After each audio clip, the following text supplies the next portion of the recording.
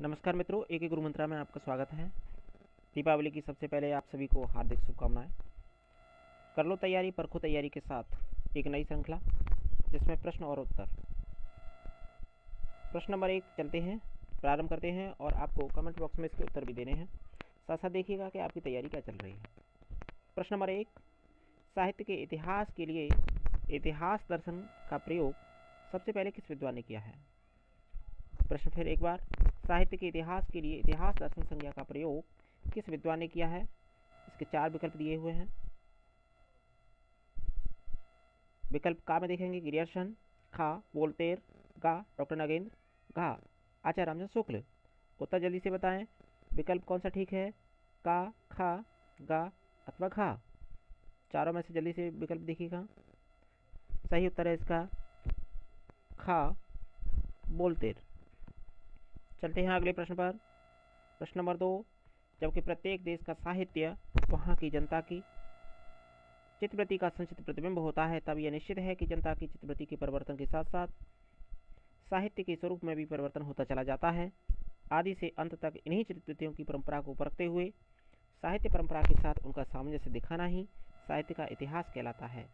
साहित्य के इतिहास के संबंध में उपर्युक्त कथन किस विद्वान का है? इसमें 4 विकल्प दिए हुए हैं बच्चों, आपको देखना है विकल्प कौन सा सही है। विकल्प का रामचंद्र शुक्ल, खा जॉर्ज ग्रियर्सन, गा नलिनी बलोचन शर्मा, घा शिव सिंह सेंगर। जल्दी से उत्तर बताएं। सही उत्तर होगा इसका आचार्य रामचंद्र शुक्ल। चलते हैं अगले प्रश्न पर। अगला प्रश्न हमारा, हिंदी साहित्य के इतिहास लेखन का सर्वप्रथम प्रयास किस विद्वान द्वारा किया गया है? प्रश्न कह रहा है कि सबसे पहले जो लिखने का प्रयास हिंदी साहित्य के इतिहास का किया गया था वह किस विद्वान के द्वारा किया गया था? ग्रियर्सन द्वारा, गरसदासी द्वारा, विलियम जोन्स द्वारा, रामचंद्र शुक्ल द्वारा। आपको बताना है कि किस विद्वान ने सबसे पहले इतिहास लिखा हिंदी का। आपका उत्तर सही है। सही विकल्प है इसका विकल्प खा गरसदासी। इसने ही सबसे पहले हिंदी का साहित्य का इतिहास लिखा, हिंदी साहित्य का इतिहास लिखा। चलते हैं अगले प्रश्न पर। इस्तवार दलाल इतरेती और एंदुई हिंदुस्तानी ग्रंथ किस भाषा में लिखा गया है? हिंदी साहित्य का इतिहास जो लिखा गया था उसकी भाषा आपको बतानी है। फ्रेंच भाषा में, इंग्लिश में, हिंदी में, इटालियन में। जल्दी से उत्तर बताएं, किस भाषा में हिंदी साहित्य का इतिहास लिखा गया है? उत्तर आपका बिल्कुल ठीक है, फ्रेंच भाषा में। चलते हैं अगले प्रश्न पर। इस्तवार दलाल लिटरेचर एंदुई हिंदुस्तानी नामक इतिहास ग्रंथ के लेखक कौन है? आपको लेखक बताने हैं कि हिंदी साहित्य का इतिहास लिखा गया था सबसे पहले वह किसके द्वारा लिखा गया? ग्रियर्सन, मिस्र बंधु, गरसदासी, वोल्टेयर। आपको बताना है ग्रियर्सन ने लिखा, मिस्र बंधु ने, गरसदासी ने या वोल्टेयर ने? जल्दी से उत्तर दें। सही इसका उत्तर होगा गरसदासी। ये फ्रेंच का रहने वाला था, फ्रांस का रहने वाला था और फ्रांसीसी फ्रेंच भाषा में लिखा गया था हिंदी साहित्य का इतिहास गरसदासी द्वारा। चलते हैं अगले प्रश्न पर। केवल अतीत ही वर्तमान को प्रभावित नहीं करता, वर्तमान भी अतीत को प्रभावित करता है। इतिहास लेखन के प्रयोजन के संदर्भ में यह उक्ति किसकी है? आपको सही उत्तर देना है। विकल्प देखिएगा, T.S.. Elliot, Ramchandra Shukla, George लुकाच, Shyam सुंदर दास। सही विकल्प पर चलते हैं, बिल्कुल सही विकल्प का बिल्कुल ठीक है, टी.एस. इलियट। चलते हैं अगले प्रश्न की ओर। सन 1888 में एशियाटिक सोसाइटी ऑफ बंगाल की पत्रिका के विशेषांक के रूप में हिंदी साहित्य का इतिहास लिखा गया था। वह इतिहास किसके द्वारा लिखा गया है? चलिए देखते हैं इसके चारों विकल्प।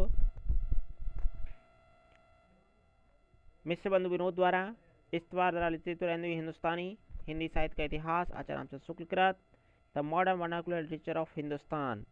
देखिए इसका प्रश्न एक बार फिर देख लें। सन 1888 में एशियाटिक सोसाइटी ऑफ बंगाल की पत्रिका के विशेषांक के रूप में हिंदी साहित्य किस इतिहास ग्रंथ का प्रकाशन हुआ था? प्रकाशन बताना है आपको। इसके 4 विकल्प दिए हुए हैं। विकल्प का में देखेंगे मिस्र बंधु विनोद, इस्तवार दलाल हिंदुस्तानी हिंदी साहित्य का इतिहास Acharya Shukla, the modern vernacular literature of Hindustan. सही उत्तर होगा the modern vernacular literature of Hindustan. 1888 में society Asiatic Society of Bengal की विशेषांक पत्रिका के रूप में इसको लिखा गया था, the modern vernacular literature of Hindustan.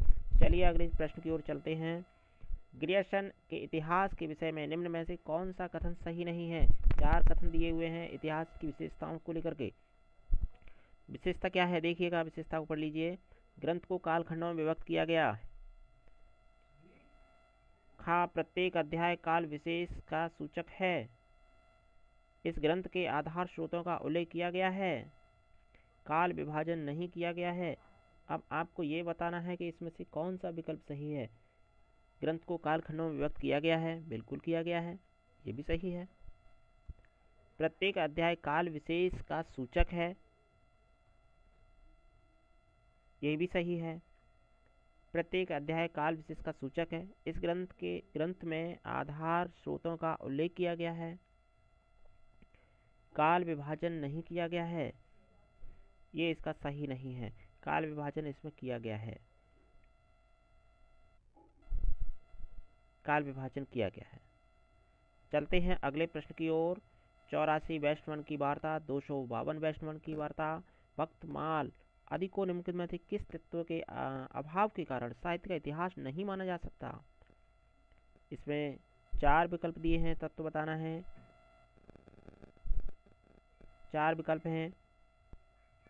कालक्रम एवं संवाद, युगीन चेतना, प्रवृत्ति विश्लेषण। उक्त तीनों के अभाव के कारण सही उत्तर होगा उक्त तीनों के अभाव के कारण। और अंतिम, आज का अंतिम प्रश्न, 10 प्रश्न रहेंगे आज।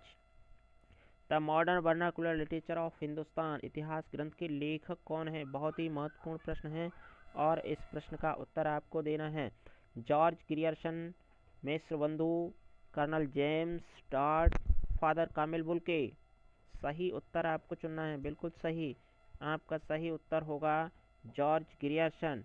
The modern vernacular literature of Hindustan इतिहास के लेखक हैं जॉर्ज ग्रियर्सन। ये महत्वपूर्ण इतिहास है और इसको ही वास्तविक इतिहास की संज्ञा दी गई है।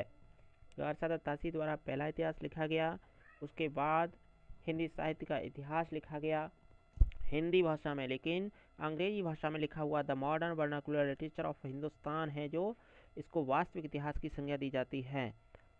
आज ये 10 प्रश्नों की श्रृंखला, अगली श्रृंखला को लेकर के आपके बीच में शीघ्र ही आएंगे। आपका दिन शुभ हो। यदि आपको यह नई श्रृंखला प्रश्नोत्तरी की अच्छी लगी हो तो लाइक और शेयर अवश्य करें। चैनल से जुड़ने के लिए सब्सक्राइब कर लें। आपका बहुत बहुत धन्यवाद।